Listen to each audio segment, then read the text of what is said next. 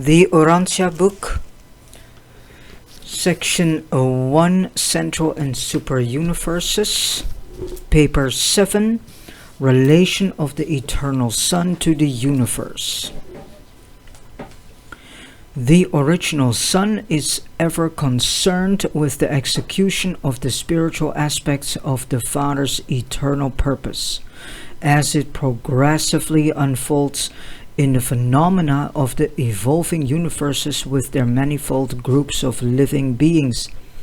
We do not fully comprehend this eternal plan, but the Paradise Sun undoubtedly does.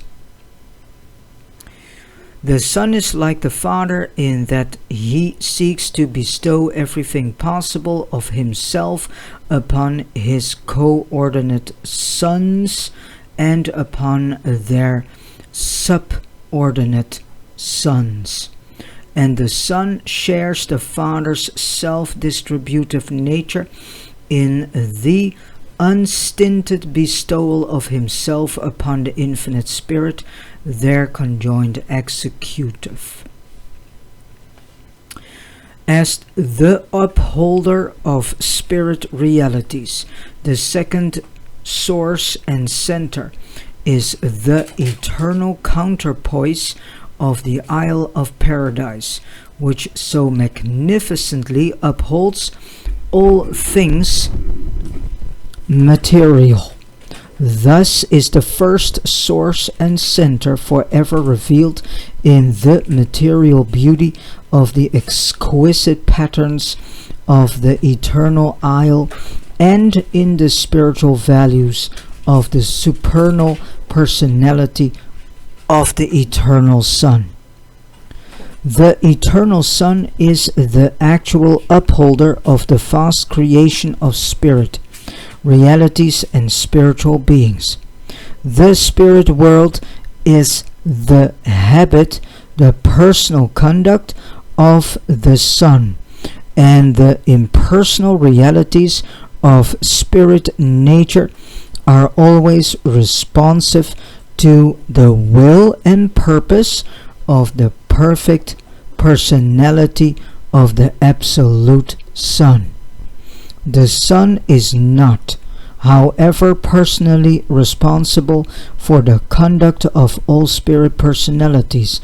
The will of the personal creature is relatively free and hence determines the actions of such volitional beings.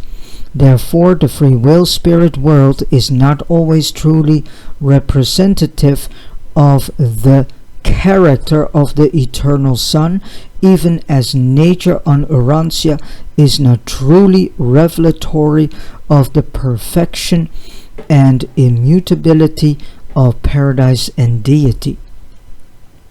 But no matter what may characterize the free will action of man or angel, the Sun's eternal grasp of the universal gravity control of all spirit realities continues as absolute. 1. The spirit gravity circuit. Everything taught concerning the immanence of God, his omnipresence, omnipotence, and omniscience is equally true of the Sun in the spiritual domains. The pure and universal spirit gravity of all creation. This exclusively spiritual circuit leads directly back to the person of the second source and center on Paradise. He presides over the control and operation of that ever-present and unerring spiritual grasp of all true spirit values. Thus does the eternal Sun exercise absolute spiritual sovereignty. He literally holds all spirit realities and all spiritualized values, as it were, in the hollow of his hand. The control of universal spiritual gravity is universal spiritual sovereignty.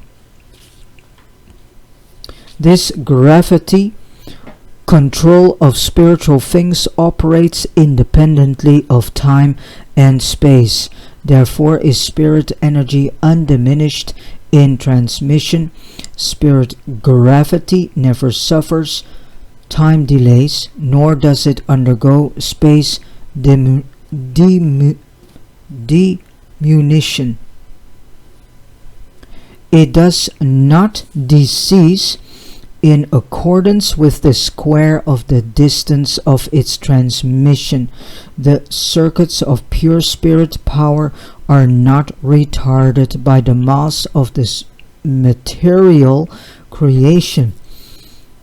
And this transcendence of time and space by pure spirit energies is inherent in the absoluteness of the sun.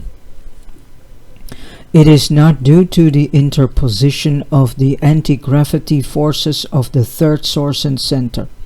Spirit realities respond to the drawing power of the center of spiritual gravity in accordance with their qualitative value, their actual degree of spirit nature. Spirit substance, between brackets, quality, is just as responsive to spirit gravity as the organized energy of physical matter, between brackets, quantity, is responsive to physical gravity. Spiritual values and spiritual forces are real. From the viewpoint of personality, spirit is the soul of creation. Matter is the shadowy physical body. The reactions and fluctuations of spirit gravity are ever true to the content of spiritual values, the qualitative spiritual status of an individual or a world. This drawing power is instantly responsive to the inter and intra-spirit values of any universe, situation, or planetary condition. Every time a spiritual reality actualizes in the universes, this change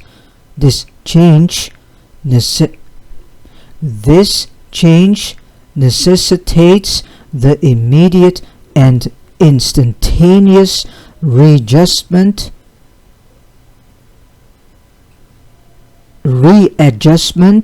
of spirit gravity.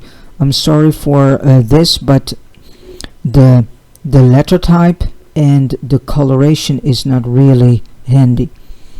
Such a new spirit is actually a part of the second source and center, and just as certainly as mortal man becomes a spiritized being, he will attain the spiritual sun, the center and source of spirit gravity. The sun's spiritual drawing power is inherent to a lesser degree in many paradise orders of sonship, for there do exist within the absolute spirit gravity circuit those local systems of spiritual attraction that function in the lesser units of creation.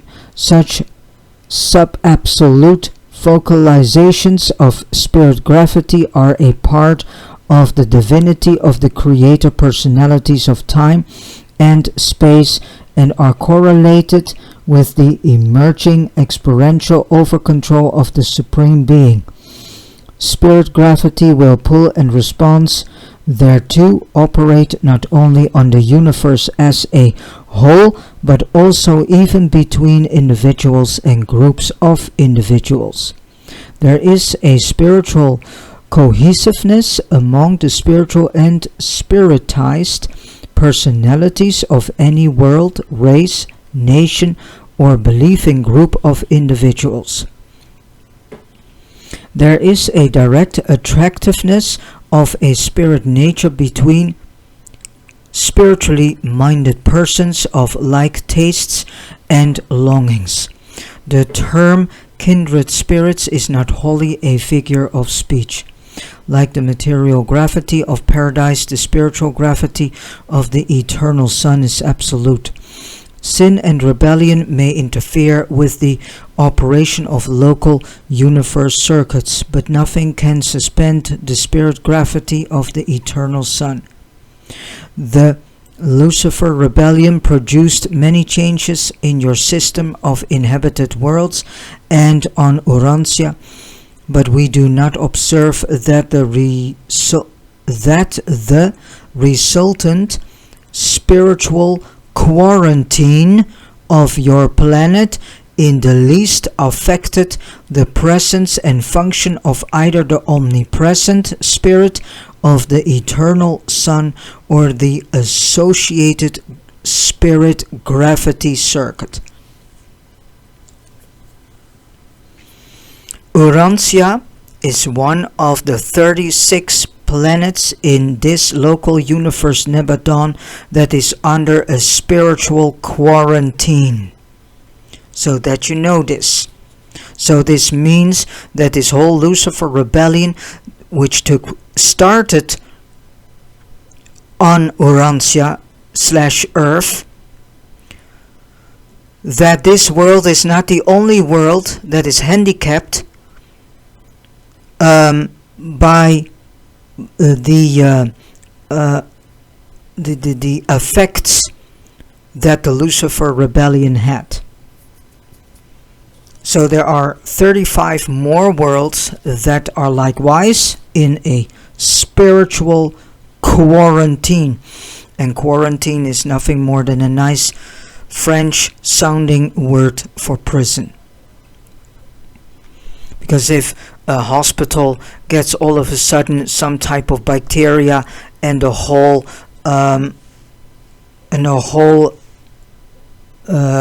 department needs to be locked and being shed from the rest, that is what quarantine is, and the people that are unfortunately laying there are actually imprisoned by the whole situation. So what is quarantine?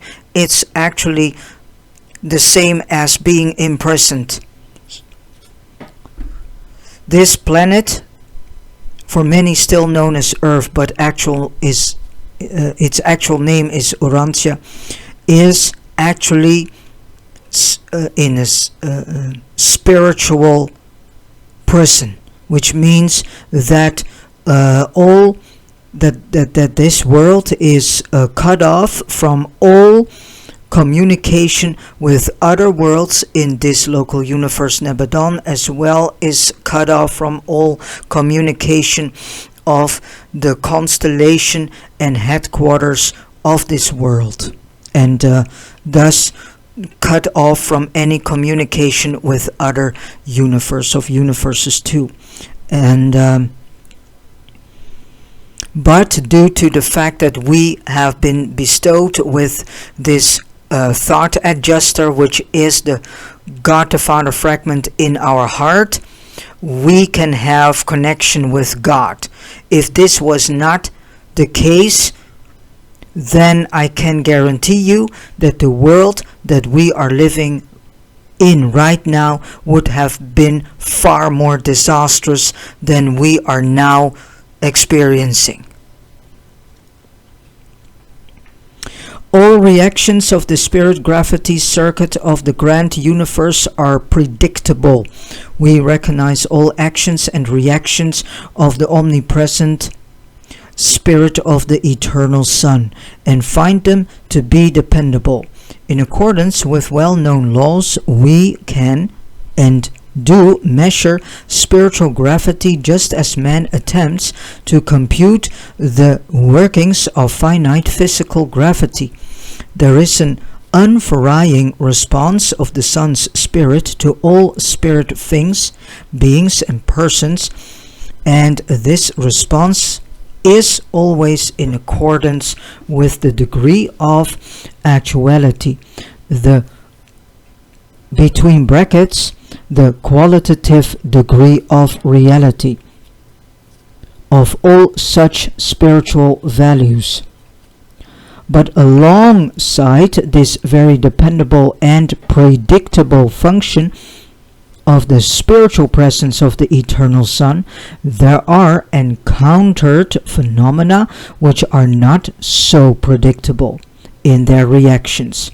Such phenomena probably indicate the coordinate action of the deity absolute in the realms of emerging spiritual potentials. We know that the spirit presence of the Eternal Son is the influence of a majestic and infinite personality, but we hardly regard the reactions associated with the conjecture performances of the deity absolute as personal. Viewed from the personality standpoint, and by persons, the Eternal Son and the deity absolute appear to be related in the following way. The Eternal Son dominates the realm of actual spirit and spiritual values. So the Eternal Son dominates the realm of actual spiritual values, whereas the deity absolute seems to pervade the vast domain of potential spirit values. All actual value of spirit nature finds lodgment in the gravity grasp of the Eternal Son, but, if potential, then apparently in the presence of the deity absolute. Spirit seems to emerge from the potentials of the deity absolute, evolving spirit finds correlation in the experiential and incomplete grasps of the supreme and the ultimate. Spirit eventually finds final destiny in the absolute grasp of the spiritual gravity of the Eternal Son. This appears to be the cycle of experiential spirit. But existential spirit is inherent in the infinity of the second source and center. So that is why it is of importance that you get to know these terms. I have uploaded part 1 and 2 of the introduction, also known as the foreword of this Urantia book, in which there is this short explanation of existential spirit and experiential spirit. Second, the administration of the Eternal Son. On Paradise, the presence and personal activity of the original Son is profound, absolute in the spiritual sense. We pass outward from Paradise through Havona and into the realms of the 7 super-universes. We detect less and less of the personal activity of the Eternal Son. In the post-Havona universes, the presence of the Eternal Son is personalized in the Paradise Sons. So this means that Michael, our master sovereign ruler of this local universe Nebadon, who is better known as Christ Michael and so Jesus of Nazareth, is actually coming from the Eternal Son, who is a better said, he is a personalized version of the Eternal Son, because he is a Paradise Son, coming out from the Eternal Son. And with this said, actually, from what I came to know from a study group, Christ Michael, as we know as Jesus of Nazareth, who is Michael of Nebadon, the master sovereign ruler of this universe Nebadon, is actually not, as people think in the Trinity, God the Father, God the Son. God the Son is the Eternal Son, of which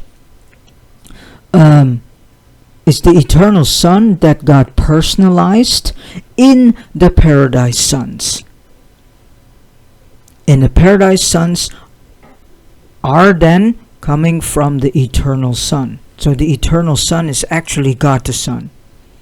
So that is why you need to buy yourselves a copy of the Urantia book itself, so you can read it yourself too. Not only hear it, but read it too.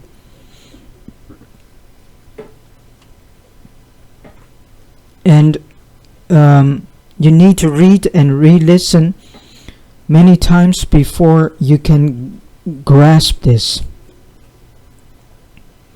Conditioned by the experiential realities of the Supreme and the Ultimate, and coordinated with the unlimited spirit potential of the Deity Absolute. In the central universe, the personal activity of the original Son is discernible in the exquisite spiritual harmony of the eternal creation. Havona is so marvelously perfect that the spiritual status and the energy states of this pattern universe are in perfect and perpetual balance. Havona state, that is a state we eventually will come in. That is the forelast state before we enter paradise. That is why it is incorrect to think that if all evil and darkness is shoved away from this world, that we become in a millisecond perfectly spiritual human beings.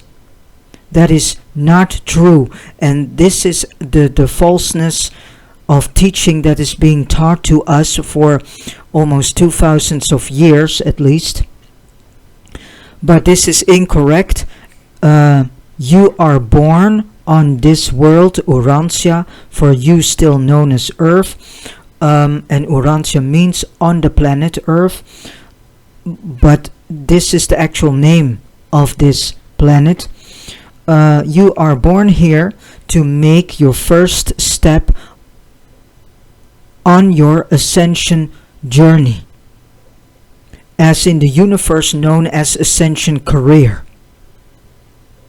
You are born here to experience what it is to be a mortal, and what it is to live a life in mortal reality, and what it is to live a life in a flesh body with all its limitations with it. That is why you are here. And the next world will be the first mentioned world. This is something that will be explained later on in, I think, section 2, what this is. But this is the next world you go into. Then you shed your body, which means your flesh, and you get a different body that is far lesser dense than the body you have now. There are 570 mentioned worlds that you need to go through. Will you finally reach Uversa? Uversa is another world that is the capital of the constellation Norlacia Dec constellation. This constellation is part of this local universe Nebadon. And from Uversa you go forward, and eventually you come into Havona, and into one of the million worlds of Havona. And there you make your progress, and eventually you come to the last step, that is paradise. That's where God the Father, better known as first source and center, of which light and life comes from, and from which all universe and universes, creatures, beings, celestial helpers, messengers, ministering spirits, and mortals have come forth. In the super-universes, the Son is not personally present or resident. In these creations, he maintains only a superpersonal representation. These spirit manifestations of the Son are not personal. They are not in the personality circuit of the Universal Father. We know of no better term to use than to designate them superpersonalities. And they are finite beings. They are neither absolute nor absolute. Absolute level is absolute state is a state between finite and eternal.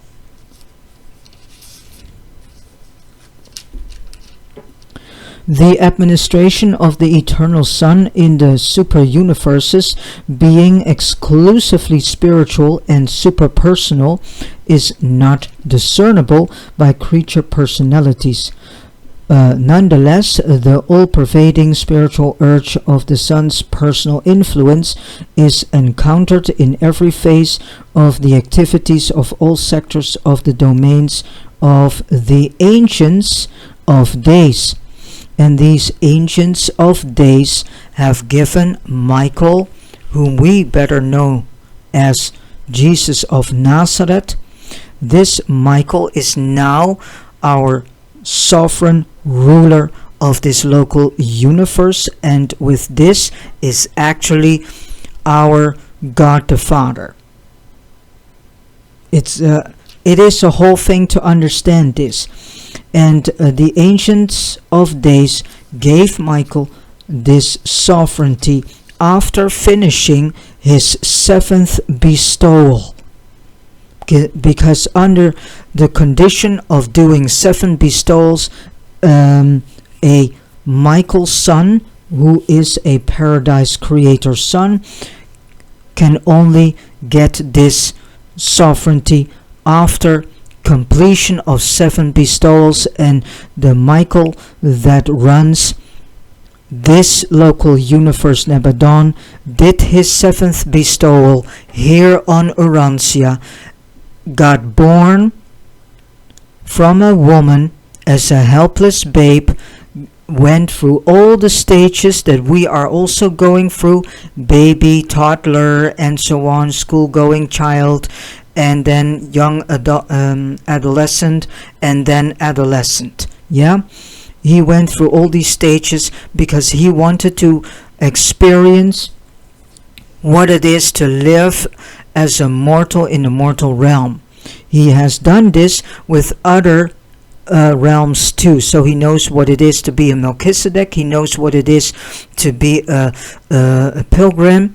He knows what it is to be a seraphic being, and so on.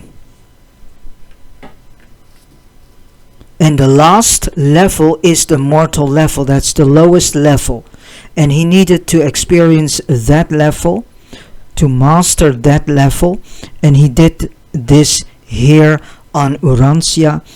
And when he hung at the cross, he said, "Father, it is finished." This sentence is highly misunderstood. This sentence only had the meaning that he said to the first source and center, Paradise Father, that his mission was completed. His mission of 7 bestowals came to completion.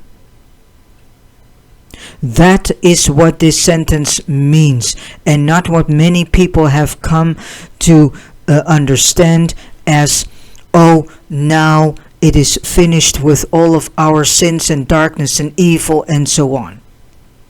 That is not the case at all. Because if that would be the case, then we should ask ourselves the question, how come that we are still outliving sin and rebellion? So there are so many misinterpretations taught by humans to humans.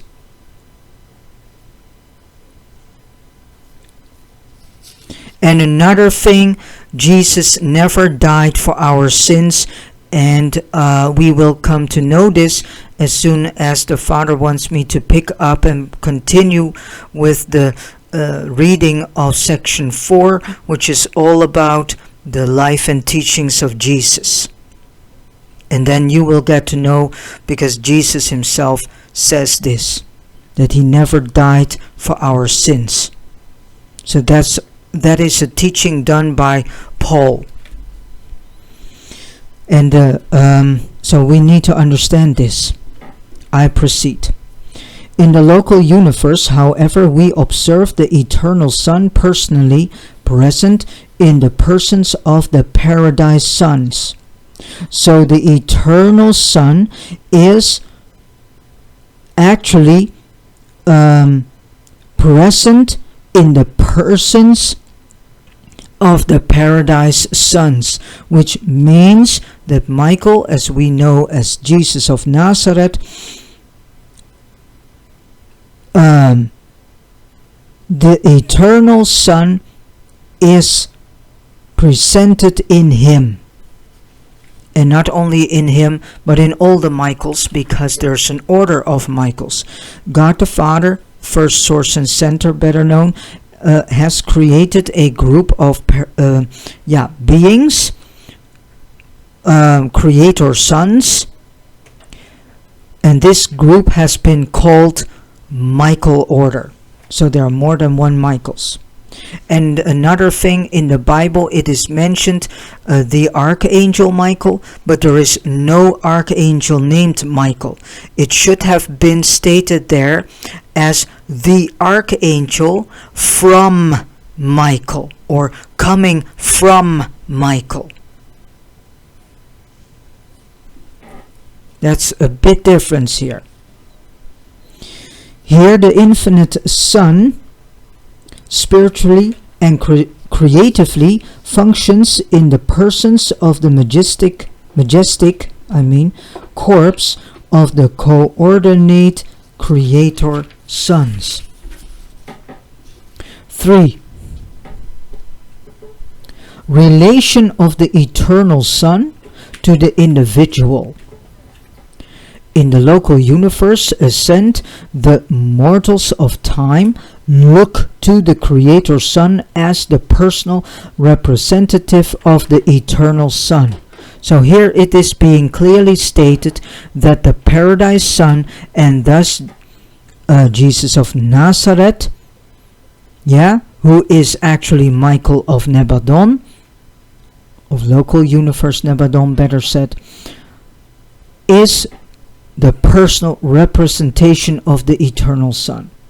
But when they begin the ascent of the super universe training regime, the pilgrims of time increasingly detect the supernal presence of the inspiring spirit of the eternal Son, and they are able to profit by the intake of this ministry of spiritual energization. In Havona, the ascenders become still more conscious of the loving embrace of the all-pervading spirit of the original Son. At no stage of the entire mortal ascension does the spirit of the eternal Son indwell the mind or soul of the pilgrim of time, but his beneficence is ever near and always concerned with the welfare and spiritual security of the advancing children of time. We, lovely brothers and sisters, are called children of time. Why? Because we are in a universe that is experiencing what it is to live a life in time and space. There are also universes who do not experience this, but they have something else, another, as I call it, theme that they need to experience, what life is about in that circumstance, condition, or phase. The spiritual gravity pull of the eternal Sun constitutes the inherent secret of the paradise ascension of surviving human souls. All genuine spirit values and all bona fide spiritualized individuals are held within the unfailing grasp of the spiritual gravity of the eternal Sun. The mortal mind, for example, initiates its career as a material mechanism and is eventually mustered into the corpse of the finality as well nigh perfected spirit existence, becoming progressively less subject to material gravity and correspondingly more responsive to the inward pulling urge of spirit gravity during this entire experience. The spirit gravity circuit literally pulls the soul of man paradise-ward. The spirit gravity circuit is the basic channel for transmitting the genuine prayers of the believing human heart from the level of human consciousness to the actual consciousness of deity. So our prayers go through the spirit gravity circuit. That which represents true spiritual value in your petitions will be seized by the universal circuit of spirit gravity and will pass immediately and simultaneously to all divine personalities concerned. Each will occupy himself with that which belongs to his personal province. Therefore, in your practical religious experience, it is immaterial whether in addressing your supplications you visualize the Creator Sun of your local universe or the Eternal Sun at the center of all things. So this could be the reason why many people are suffering the fact that their prayers are not being heard. It could be, and I think it is in most cases the case, in such case, that the prayers are incorrectly done, are containing too much of surface to self prayers, and or there is a distortion going on in the spirit gravity circuit that you are connected to, from which your prayers do not come to the actual consciousness of deity. Yeah? So it's not only what people say that you do not believe enough in God. If you believe enough in God, but you have a distortion in the spirit gravity circuit, then it can be that your prayers also are not being answered because of that disturbance or distortion in the spirit gravity circuit, due to probably things that have happened to you. And that is why it is of importance that we stop doing prayers that are only based on wanting to have personal things. Many people are doing prayers for getting personal things instead of doing prayers for others or for this world and beyond this world. So there are two reasons why your prayers do not be answered. The discriminative operation of the spirit gravity circuit might possibly be compared to the functions of the neural circuits in the material human body. Sensations travel inward over the neural paths. So a third reason that your prayer cannot succeed if you have too much damages in your neural pathways. Some are detained and responded to by the lower automatic spinal centers. Others pass on to the less automatic but habit-trained centers of the lower brain, while the most important and vital incoming messages flash by these subordinate centers and are immediately registered in the highest levels of human consciousness.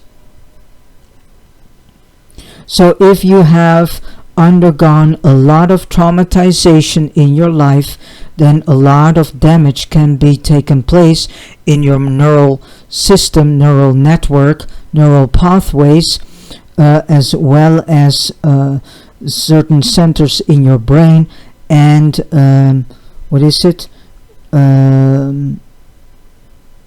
your spinal centers.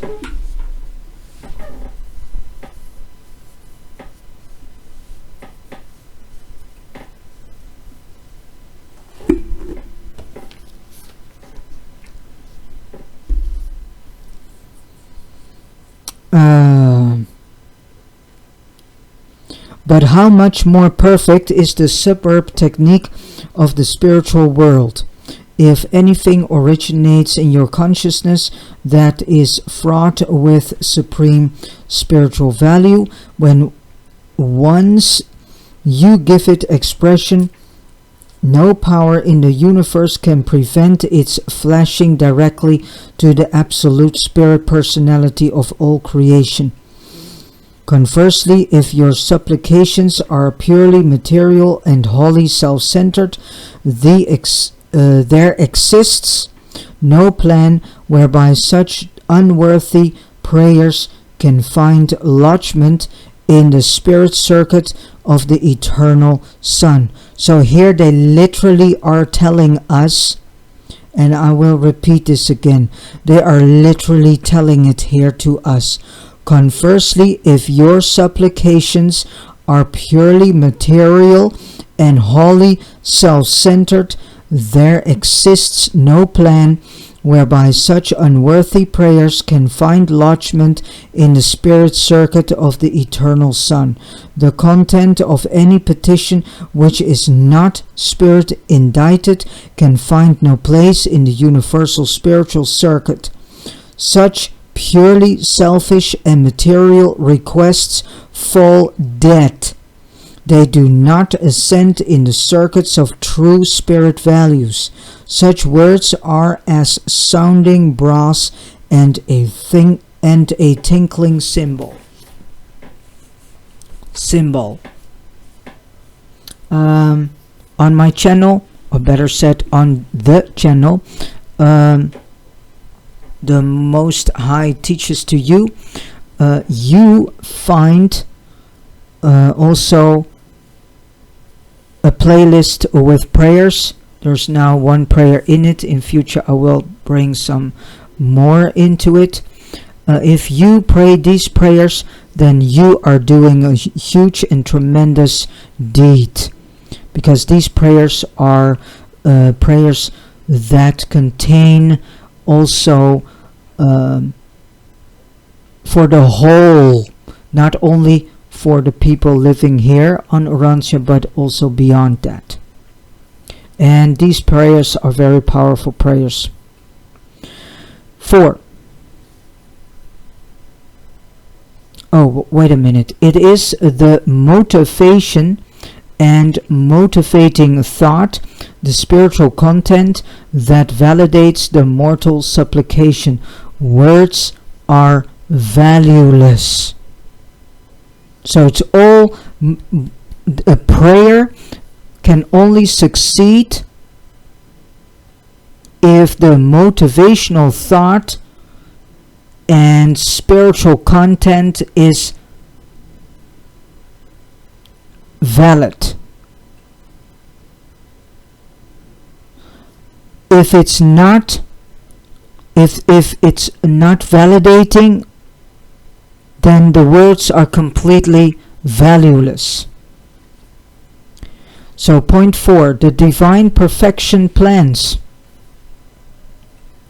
The eternal Son is in everlasting liaison with the Father in the successful prosecution of the divine plan of progress. The divine plan of progress.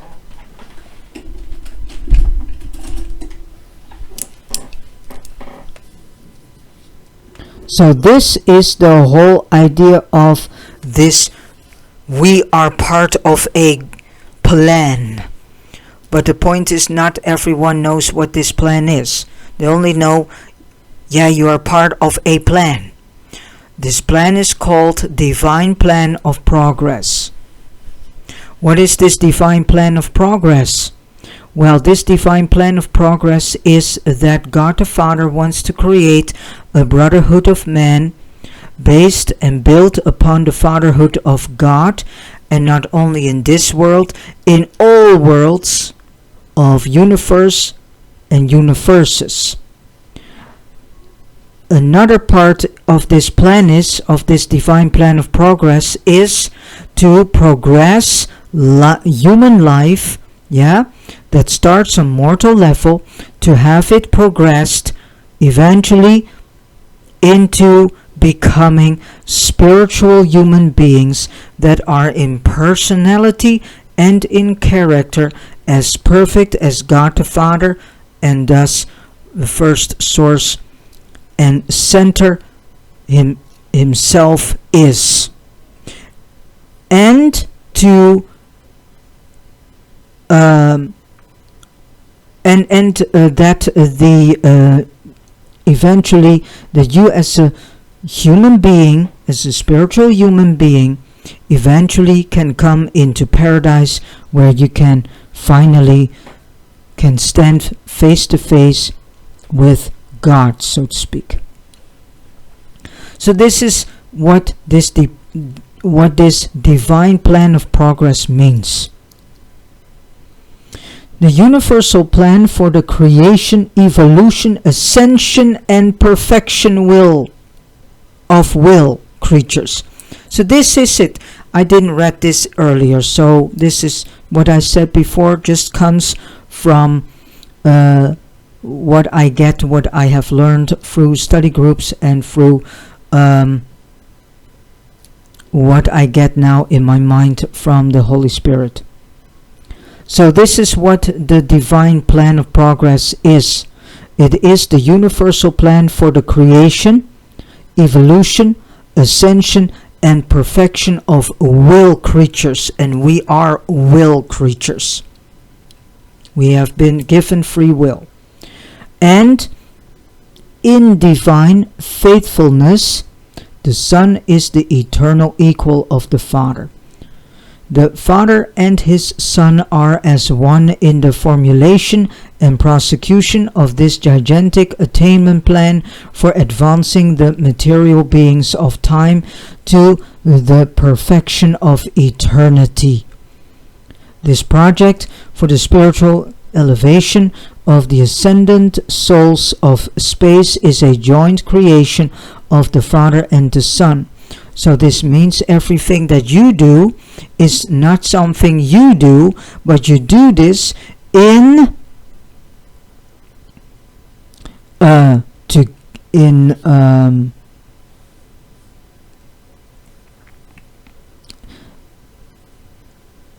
joint effort with God the Father that is in you, and God the Son that is in you, and God the Spirit that is in you, and also with the help of your tremendous celestial helpers, messengers, and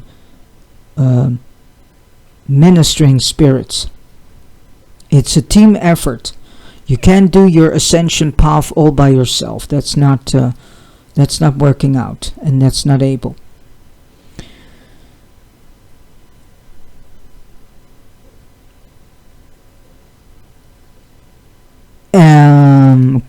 And they are with the cooperation of the infinite Spirit engaged in associative execution of their divine purpose.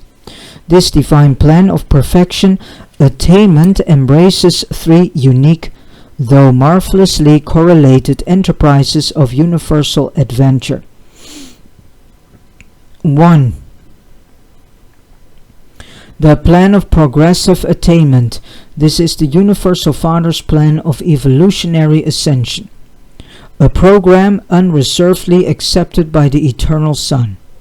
when he concurred in the Father's proposal, let us make mortal creatures in our own image. So now we get to understand the first sentence that's been written in the book of Genesis, or first sentence, not first sentence, it's in chapter 2, I think, where it's being said, let us make man into our own image. So this is what should have been stated in the Bible. Let us make mortal creatures in our own image. So again, this is the Universal Father's plan of evolutionary ascension, a program unreservedly accepted by the Eternal Son when he concurred in the Father's proposal, let us make mortal creatures in our own image. So all the things that humanity have come to understand, that we came from Nephilim beings and whatever that they have made themselves believe, due to the fact that they are not really able to understand what that sentence means. Now you get to know what this sentence in the Bible actually means, and you also will hear, and if you buy the Urantia book itself, you can read it yourself, that that sentence is incorrect in the Bible. It should have been, let us make mortal creatures in our own image. This provision for upstepping the creatures of time involves the Father's bestowal of the thought adjusters, which is the God the Father fragment that is in our mind. Our mind is in, from what I came to understand, what people say is it's in the heart area, and the endowing of material creatures with the prerogatives of personality. Then 2, the bestowal plan. The next universal plan is the Great Father revelation enterprise of the Eternal Son and his coordinate sons. This is the proposal of the Eternal Son and consists of his bestowal of the sons of God upon the evolutionary creations, there to personalize and factualize, to incarnate and make real the love of the Father and the mercy of the Son to the creatures of all universes, inherent in the bestowal plan and as a provisional feature of this ministration of love. The Paradise Sons act as rehabilitators of that which misguided creatures will has placed in spiritual jeopardy.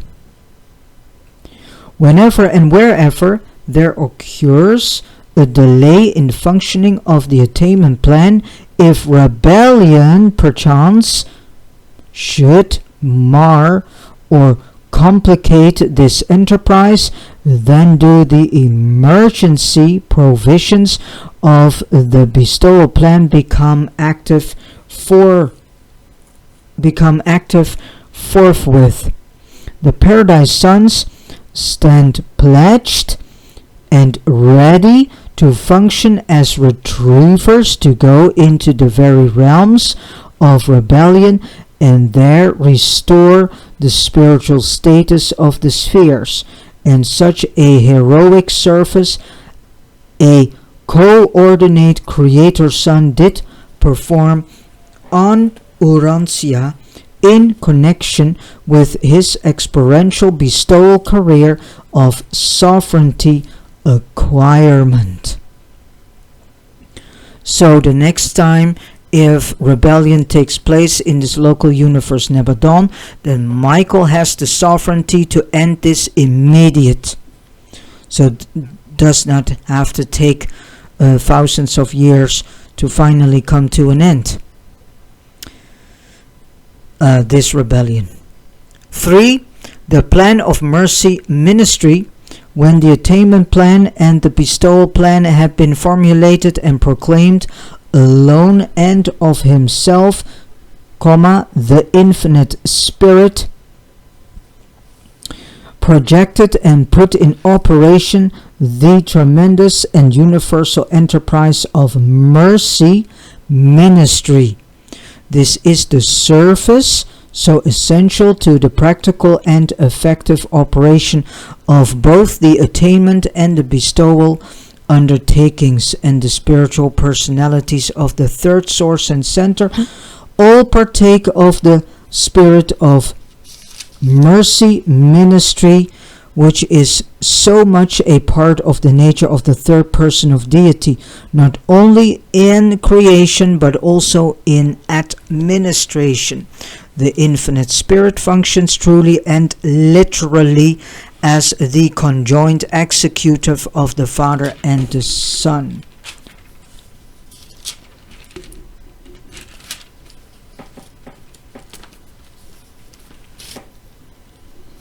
The eternal Son is the personal trustee, the divine custodian of the Father's universal plan of creature ascension, having promulgated the universal mandate, "Be you perfect, even as I am perfect." So now you get a very deep understanding of what has been written in the Bible incorrectly. Now you get it correctly. This book that I'm reading from, the Urantia book, has been given to us to set the record straight for once and for all. That is why God the Father has given us this fifth epical revelation, to set the record straight, to have our minds, hearts, souls completely corrected or washed clean from all incorrect teachings, beliefs, sayings, and understandings. The Father entrusted the execution of this tremendous undertaking to the Eternal Son, and the Eternal Son shares the fostering of the supernal enterprise with his divine co-ordinate, the infinite spirit. Thus do the deity effectively cooperate in the work of creation, control, evolution, revelation, and ministration, and if required, in restoration and rehabilitation. Rehabilitation, this is going on if, let's say this, those whom are now doing evil, against their fellow brothers and sisters, if they do not accept that they are God, that they are the Son of God, if they do not accept this, and if they do not accept the sonship in God, and do not surrender themselves completely and in the way that they will only do the will of God the Father, then they eventually end up in a prison world. This prison world is not hell. Hell doesn't exist. That is an false teaching that is coming forth from humans who do not understand what is happening after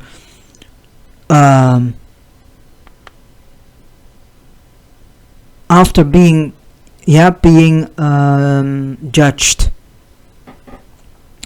But these persons whom have done so much evil and so forth, they come into a prison world.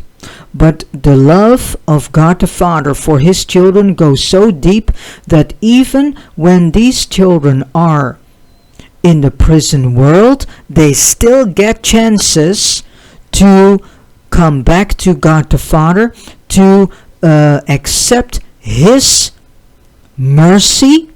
And if they accept His mercy, then they can go into a trajectory of rehabilitation. And this can take a long while.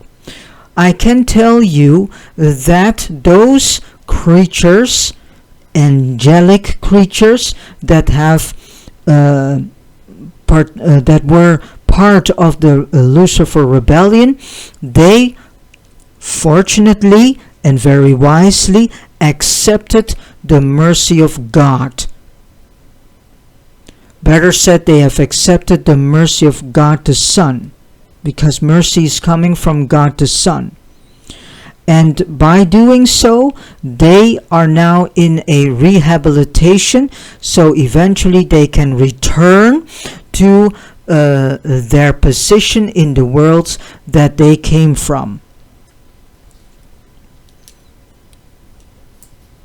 That's how it works. Point 5, the spirit of bestowal. The eternal Son, without reservation, joined with the universal Father in broadcasting that tremendous injunction to all creation: be you perfect, even as your Father in heaven, or better said, in Havona, is perfect. So be you perfect, even as your Father in Havona is perfect. What people have come to understand as heaven is actually the next world, the first mentioned world. But it's not the type of heaven that people have imagined for themselves, that they, if they come there, that they can sing a whole day, play on their harps whole day, on their flutes, do playing on their tambourine or whatever drum instrument, and all is nice and fine and roses. No. In the first mentioned world, it is a world where you also will undergo all sorts of challenges. Why? Because if you don't undergo challenges, you, better said, as your soul does not progress. All the challenges that you go through in this life, you go through because of soul growth. Those who do not make that much soul growth, we can see right now in society, they get stuck. And these are the people, most of the times, known as dumb people. But in actuality, they're not dumb, but it is soul growth stagnation that they are in. The humanity on this earth planet, known as Urantia, the majority of them are stuck in their soul progression, which means that they do not make spiritual progress. And this is what we see, because if the human race in its entirety would have been continued with spiritual soul growth, we would never be in the situation as we are nowadays in. Is also not because only because of the fact that we go through the last stages of the Lucifer rebellion and the repercussions that came with it, but this is also due to the fact that the majority of humanity is stuck in its spiritual soul progress, soul growth, spiritual soul growth.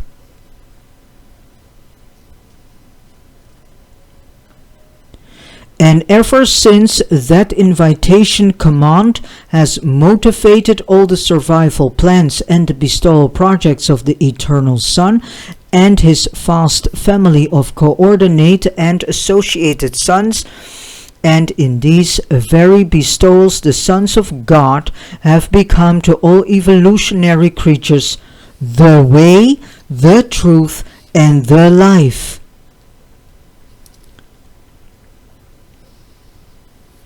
Again, and ever since that invitation command has motivated all the survival plans and the bestowal projects of the Eternal Son and his vast family of coordinate and associated sons.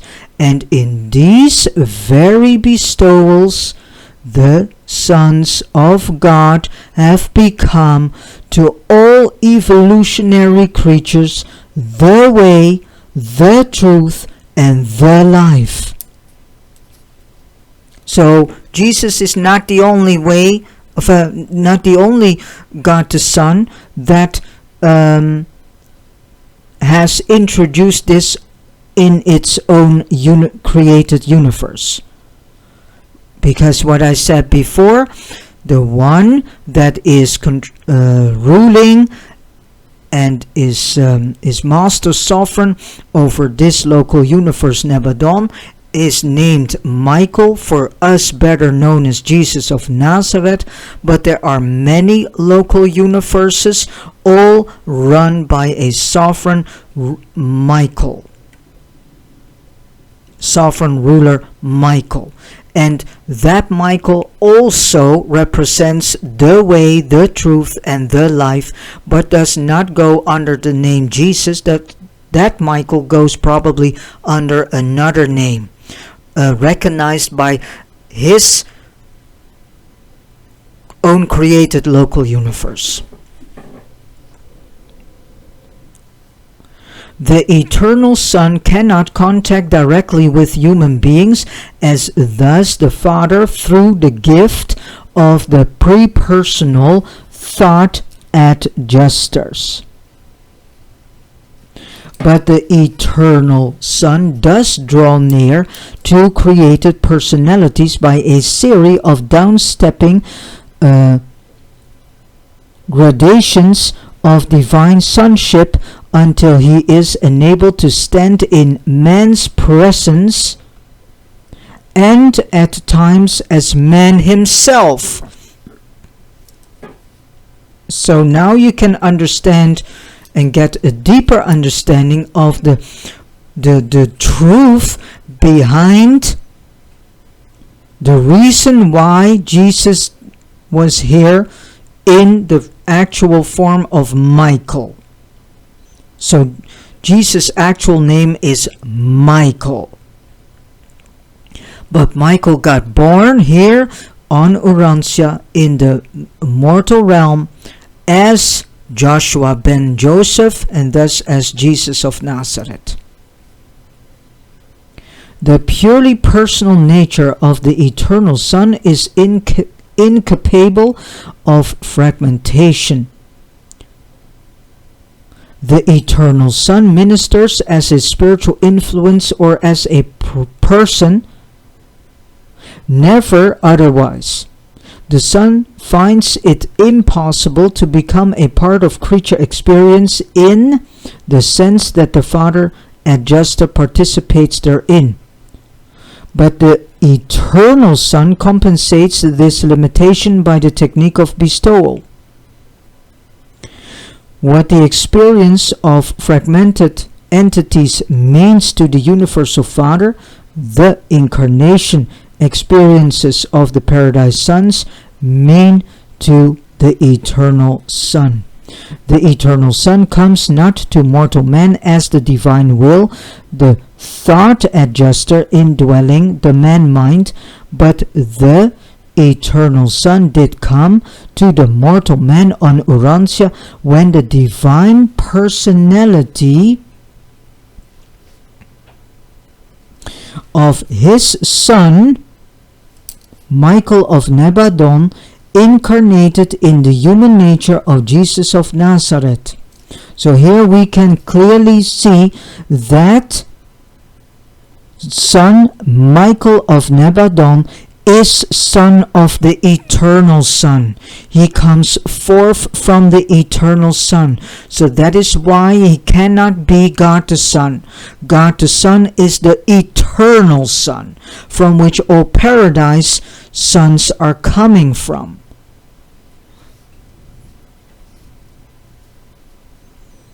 To share the experience of created personalities, the paradise sons of God must assume the very natures of such creatures and incarnate their divine personalities as the actual creatures themselves.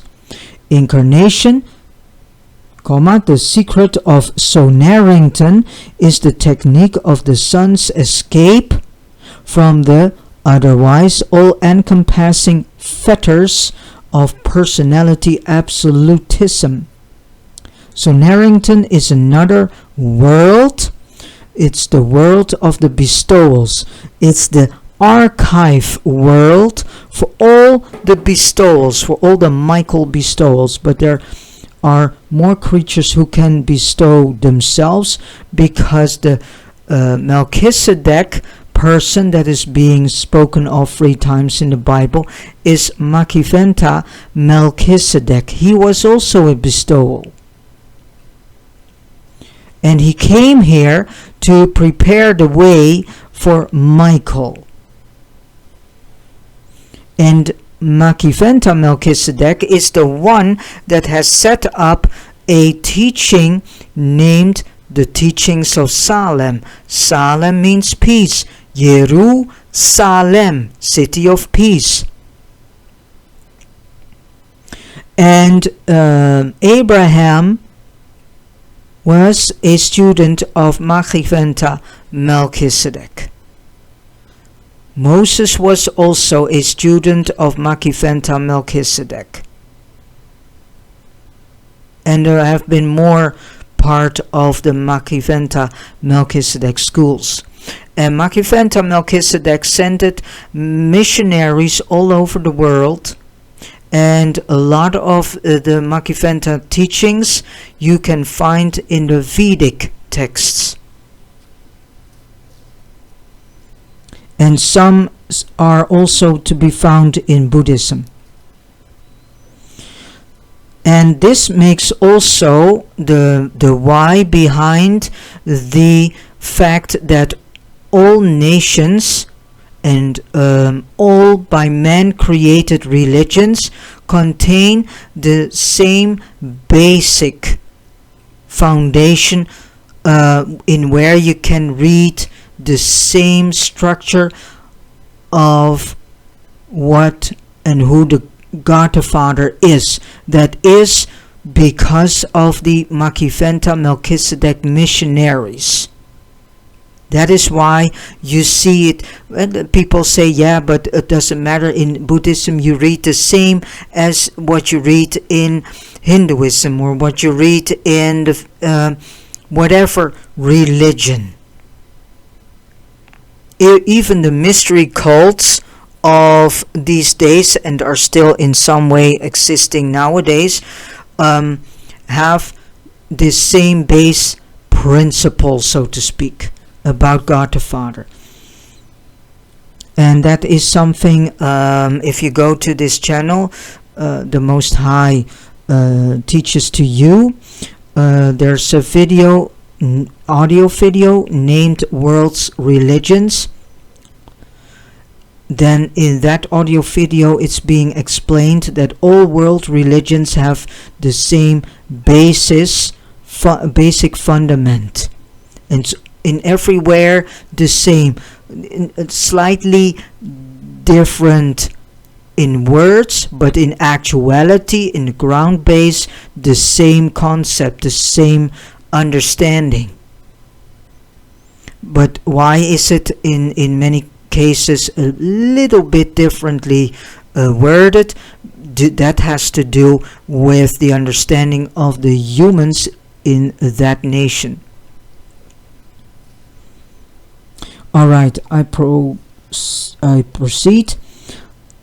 Long, long ago, the Eternal Son bestowed himself upon each of the circuits of the central creation for the enlightenment and advancement of all the inhabitants and pilgrims of Havona, including the ascending pilgrims of time. That is what we actually also are. We are ascending pilgrims of time.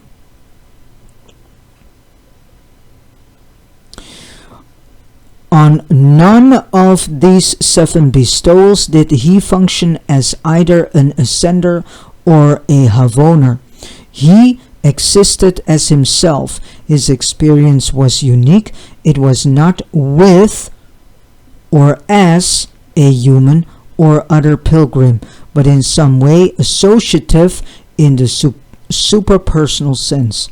Neither did he pass through the rest that intervenes between the inner Havona circuit and the shores of paradise.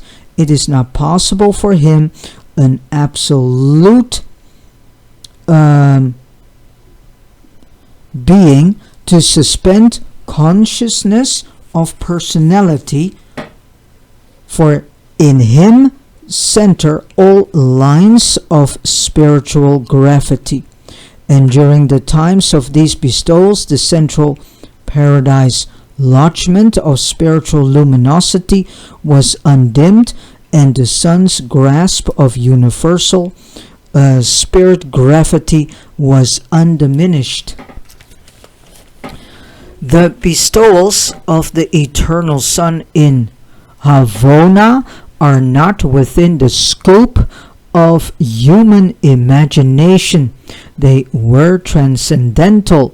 He added to the experience of all Havona then and subsequently, but we do not know whether he added to the supposed experiential capacity of his existential nature. That would fall within the bestowal mystery of the Paradise Sons. We do, however, believe that whatever the Eternal Son acquired on these bestowal missions, he has ever since retained, but we do not know what it is. Whatever our difficulty in comprehending the bestowals of the second person of deity, we do comprehend the Havona bestowal of a son of the Eternal Son, who literally passed through the circuits of the central universe and actually shared those experiences which constitute an ascender's preparation for deity attainment. This was the original Michael, the firstborn creator son. And he passed through the life experiences of the ascending pilgrims from circuit to circuit, personally journeying a stage of each circle with them in the days of Grand Fanda, the first of all mortals to attain Havona. So Grand Fanda is our example,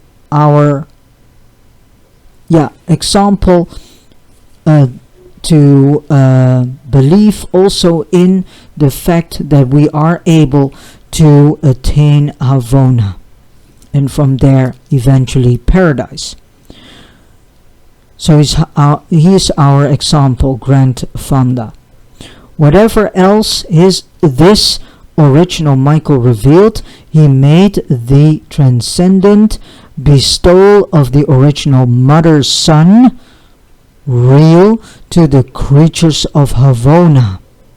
So real that forevermore each pilgrim of time who labors in the adventure of making the Havona circuit, or Havona circuits better said, is cheered and strengthened by the certain knowledge that the Eternal Son of God 7 times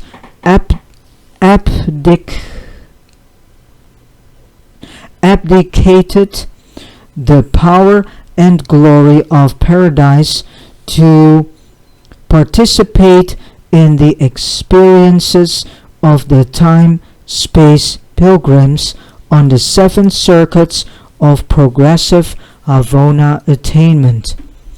The Eternal Son is the exemplary inspiration for all the sons of God in their ministrations of bestowal throughout the universe of time and space.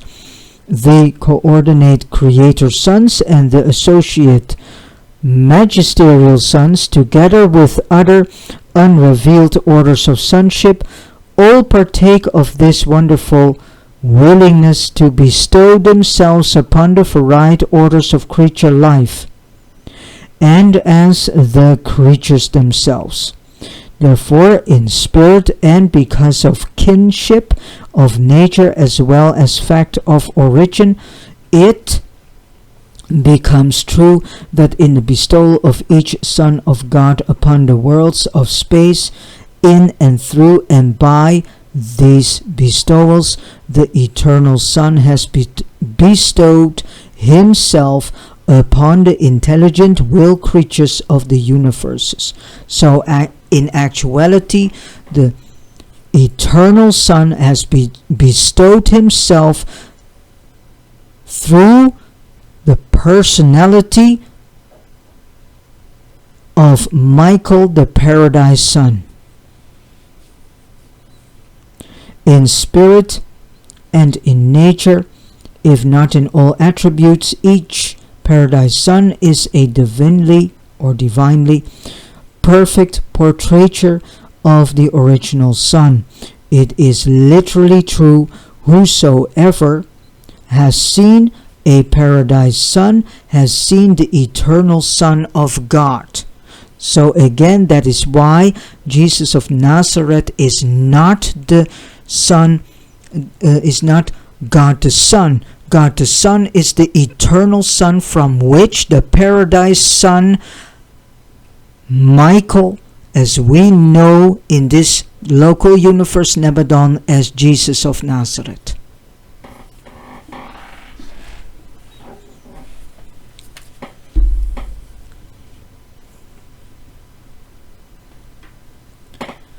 Six, which is I think also the last, or no, it's 7 subchapters.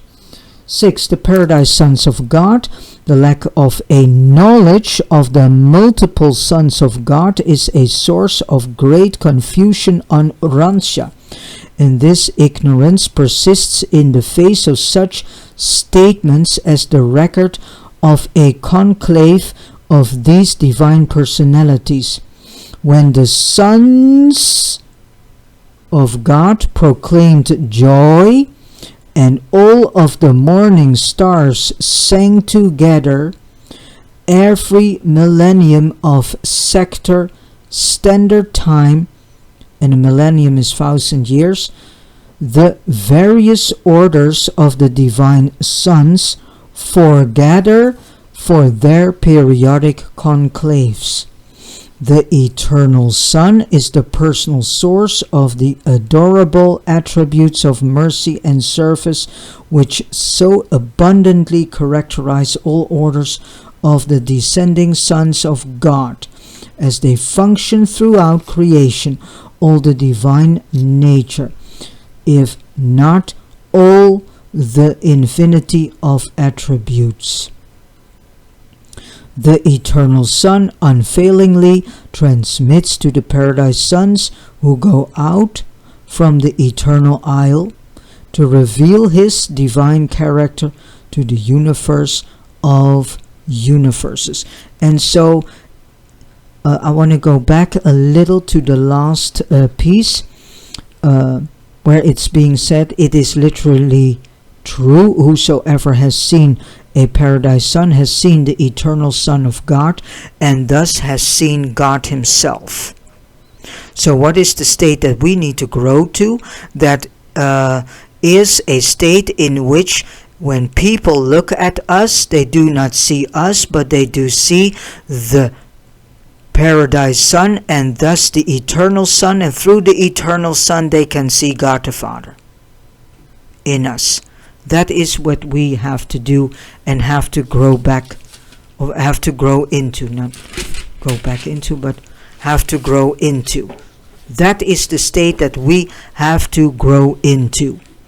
And how do we do this? By asking the thought adjuster, Holy Spirit, and the Spirit of truth to help us to have our human nature fused with the nature of God in us. And also to ask us to help us, of not to ask us, but to ask them, so the thought adjuster, the Holy Spirit, and the Spirit of truth, to ask them also to help you with implementing the teachings that Jesus taught in your daily life.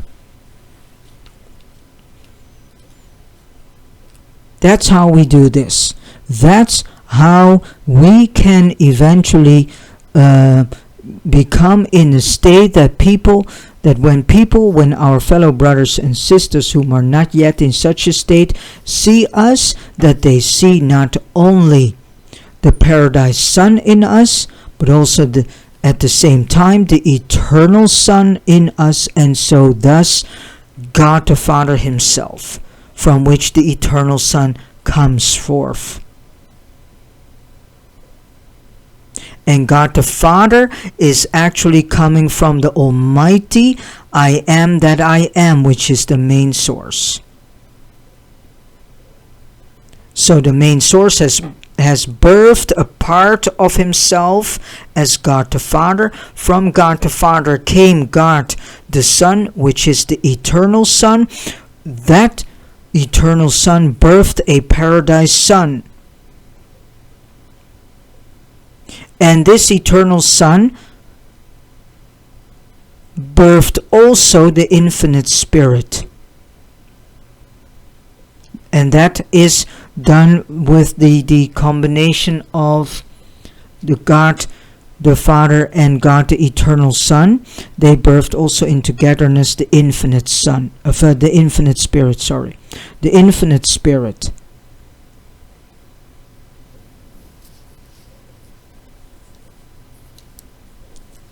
So I hope that you can get a little bit of understanding right now.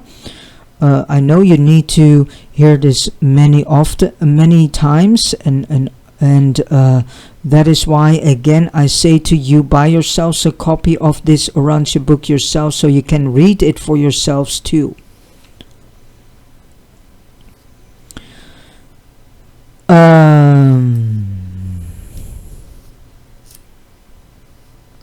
The original and eternal Son is the offspring person of the, between quotation marks, first completed and infinite thought of the universal Father. The universal Father is also the first source and center from which light and life comes from. Every time the universal Father and the eternal Son jointly project a new, original, identical, unique, and absolute personal thought, that very instant, this creative idea is perfectly and finally personalized in the being and personality of a new and original Creator Son.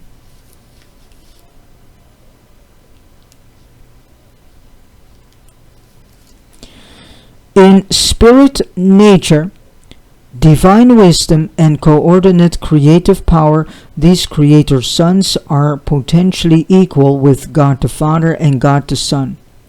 The Creator Sons go out from paradise into the universe of time, and with the cooperation of the controlling and creative agencies of the third source and center, which is the infinite Spirit, complete the organization of the local universes of progressive evolution. Their sons are not attached to, nor are they concerned with, the central and universal controls of matter, mind and spirit. Hence are they limited in their creative acts by the pre-existence, priority and primacy of the first source and center, and his coordinate absolutes. These sons are able to minister only that which they bring into existence. Absolute administration is inherent in priority of existence and is inseparable from eternity of presence. The Father remains primal in the universes. Much as the Creator's sons are personalized by the Father and the Son, so are the magisterial sons.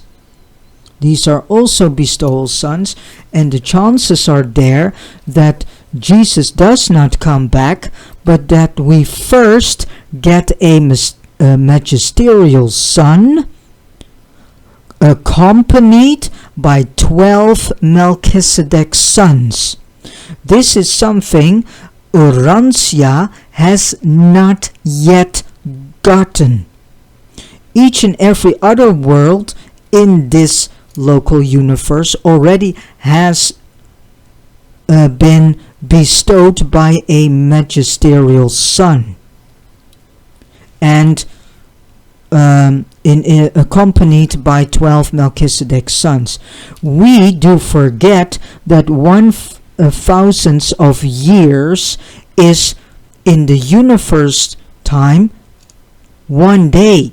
So in actuality, Jesus just left us 2 days ago. But for us, in the time-space matter realm, it is almost 2,000 of years. So actually, Jesus just left the house a few days ago.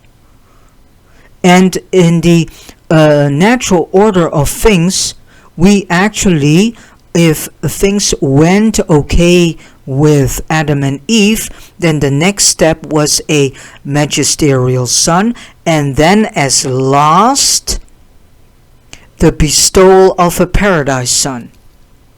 But in this case, the paradise son came before, but we still need to have the bestowal of a magisterial son.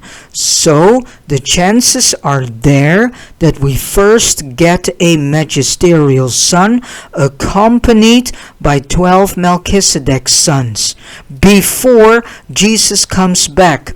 This magisterial sons accompanied by 12 Melchizedek sons will then clear the pathway for a second coming of Michael, as we know as Jesus of Nazareth.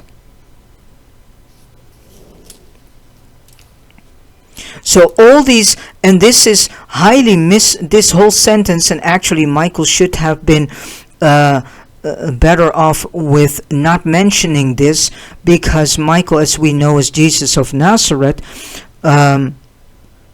he said to his disciples that he would come back a time. He never said that he would come back at the end of this age. He never said this. He just said to them, yes, I will come back in a time, in a moment. But this has been highly misunderstood by his disciple apostles. So they made their own version of it, and this version is now being taught for thousands of years, and this version is Jesus comes back. Prepare yourself, because Jesus can come back any moment. Jesus, who is Michael of local universe Nebadon, never said that what time he would come back, and he never mentioned that he would come back at the end of the age which we are in. So please step out of this idea too, and go set yourself on the path and go have your focus completely on your ascension path, and do everything that helps your soul growing and preparing for the next step in your ascension path, career. And this book, Urantia book, I don't call it a book, it's a travel guide, because it also prepares you for your next step in your ascension career, which is the first mentioned world. So again, much as the Creator's sons are personalized by the Father and the Son, so are the magisterial sons personalized by the Son and the Spirit, which is the infinite Spirit. These are the sons who, in the experiences of creature incarnation, earn the right to serve as the judges of survival in the creations of time and space. So we need first to go through this magisterial son and everything that this magisterial son is bringing with him. So he is actually a judge of survival in the creations of time and space. So this, how I understand this, is actually what you could see as the person who brings Judgment Day. The Father, Son, and Spirit also unite to personalize the versatile Trinity teacher sons, who range the grand universe as the supernal teachers of all personalities, human and divine. And there are numerous other orders of paradise sonship that have not been brought to the attention of Urantia mortals. So the teacher sons are also paradise sons, but a different order.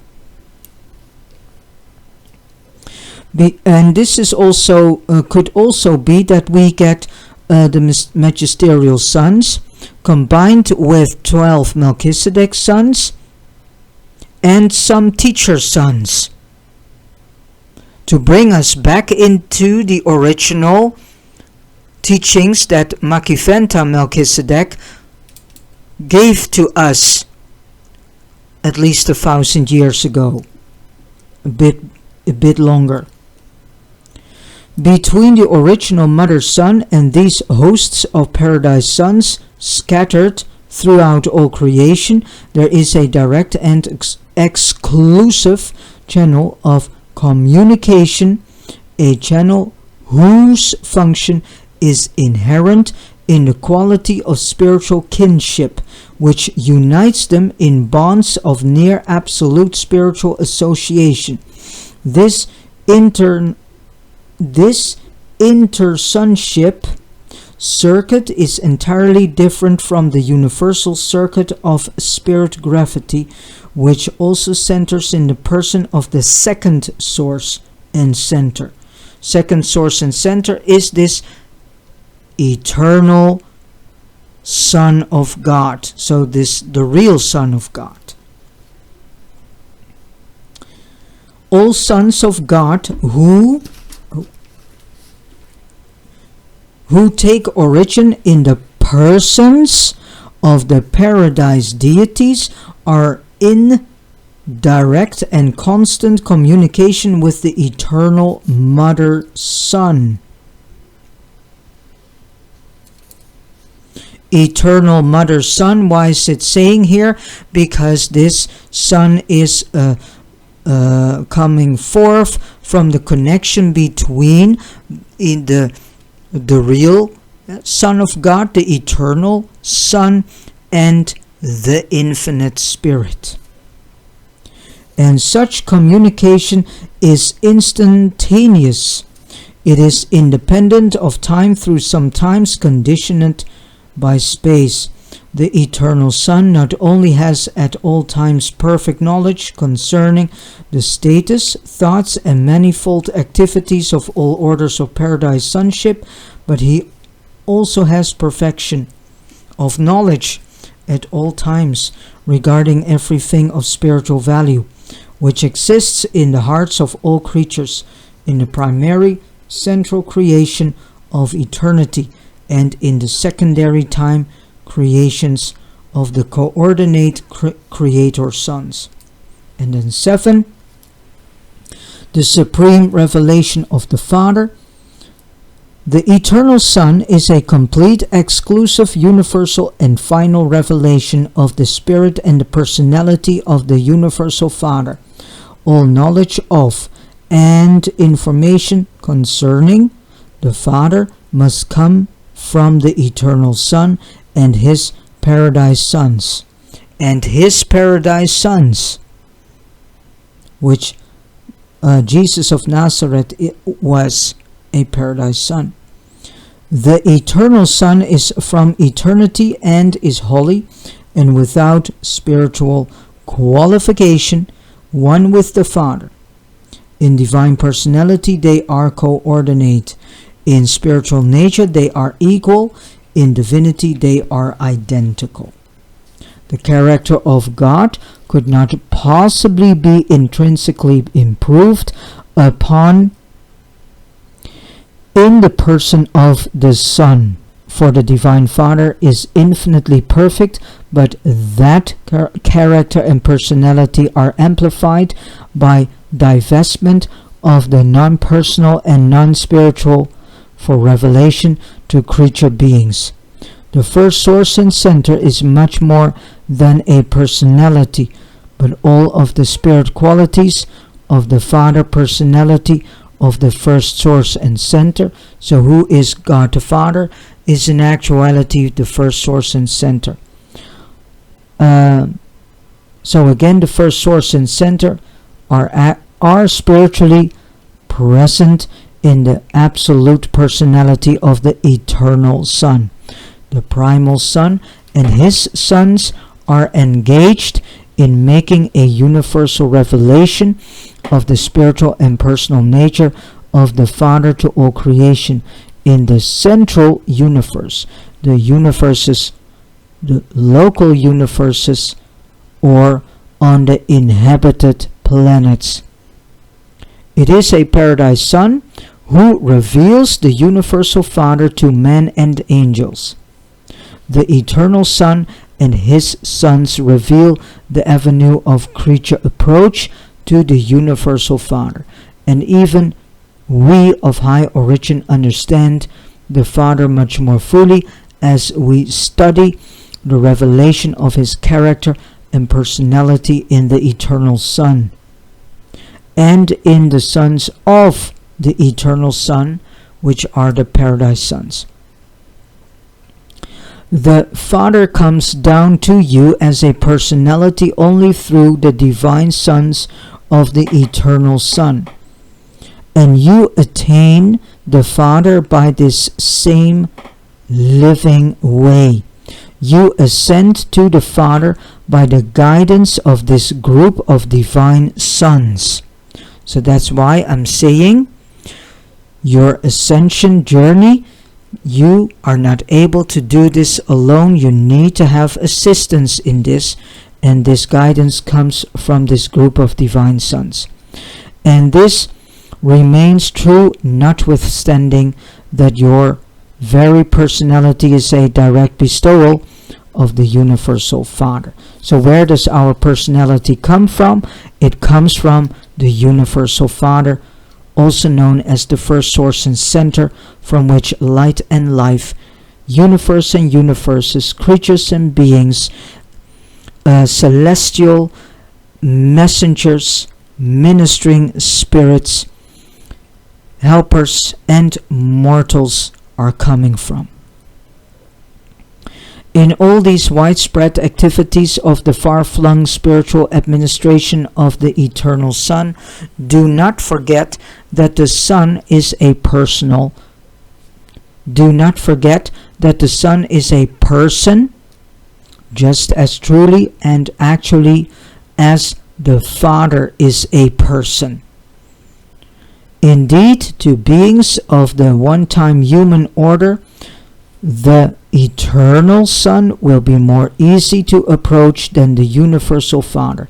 So at the end of our journey, who is it that we stand in front of? The Eternal Son, and it's the Eternal Son that will eventually say, "Well done job, my servant."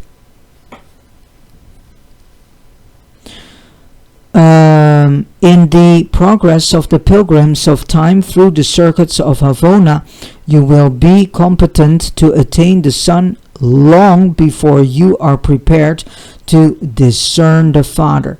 More of the character and merciful nature of the Eternal Son of Mercy you should comprehend as you meditate on the revelation of these divine attributes, which was made in loving service by your own Creator, Son, one time Son of Man on earth, now the exalted Sovereign of your local universe, the Son of Man and the Son of God.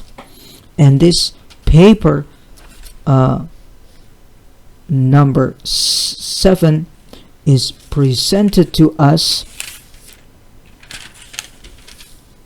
by a divine counselor assigned to formulate this statement depicting the Eternal Son of Paradise. And with this said, I have come to the end of reading paper 7.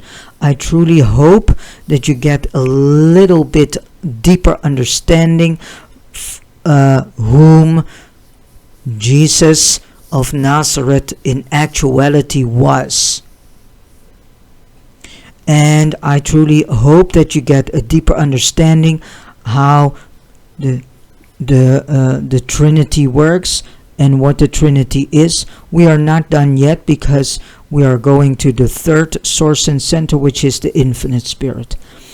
And I truly hope that all the words that you have heard will sink into your heart, mind, and soul, and that they all will be cleansed from all false teachings, beliefs, and understandings coming from our forebearers, and that your heart, soul, and mind will be renewed by what you have heard today.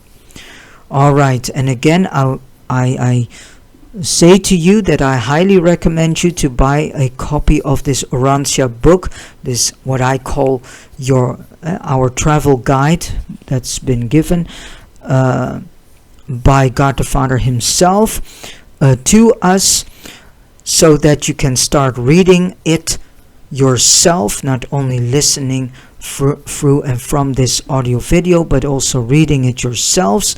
And I also highly recommend you, if you have bought a copy of the Urantia book, to go to the urantiafoundation.org website and to find yourselves a study group, so that you also can start studying the information that is presented to you through the Urantia book, so that you can start preparing your soul for the next step in its path of evolution and ascension.